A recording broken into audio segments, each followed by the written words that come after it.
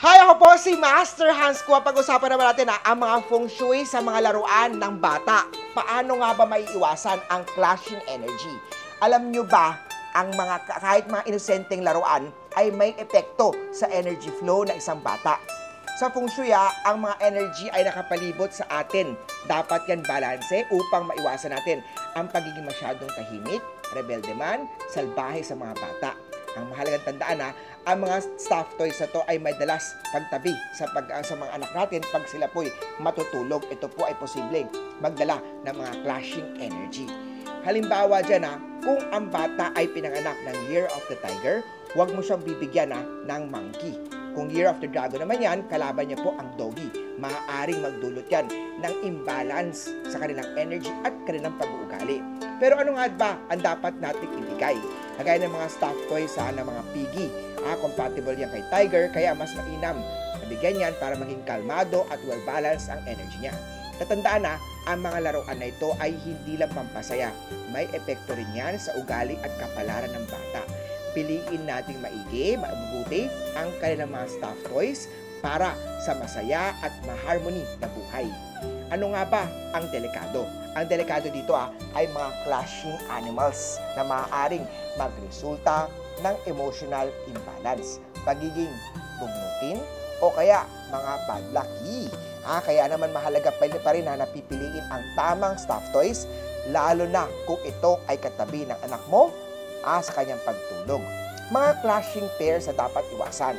Kagaya ng anak natin is Year of the Rat, huwag natin siyang hayaan na magkaroon po ng mga last na horse. If Year of the Ox naman niya, iwasan ang mga sheep na mga stuffed toys. Tiger naman, huwag magdala ng monkey na plushie. Sa rabbit naman hindi compatible sa rooster, kalaban po yan. Ang dragon naman, iwasan ang mga dog na stuffed toys. Pag snake naman, malas sa kanya ang pig na mga stuffed toys. Kung Year of the Horse naman, hindi bagay sa kanya ang mga rat. Kung sheep naman, hindi bagay sa kanya ang ox.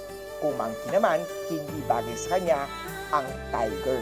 Kung rooster naman ang anak nyo, malas na mag-display sa kwarto niya ng mga rabbit na mga stuffed toys.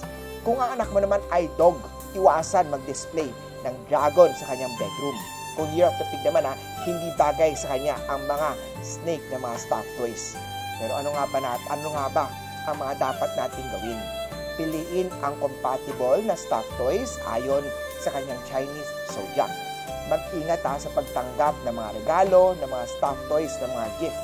Baka ito ay clashing sign at posible magdala ng kamalasan. Para naman sa mga adult na may stuffed toys, i-check nyo rin kung clashing itong sign sa inyo. Lalo na kung ito ay kasama mo sa kwarto pagyakap tuwing gabi. Tatandaan natin sa feng shui, lahat ng bagay sa paligid natin ay may energy o may enerhiya. Kahit na ang simpleng stuffed toys lang ay posibleng magdala ng mga swerte man o mga kamalasan. Piliin ang mga tamang stuffed toys para mas maiwasan at ma-enhance naman natin ang maswerte at magandang buhay.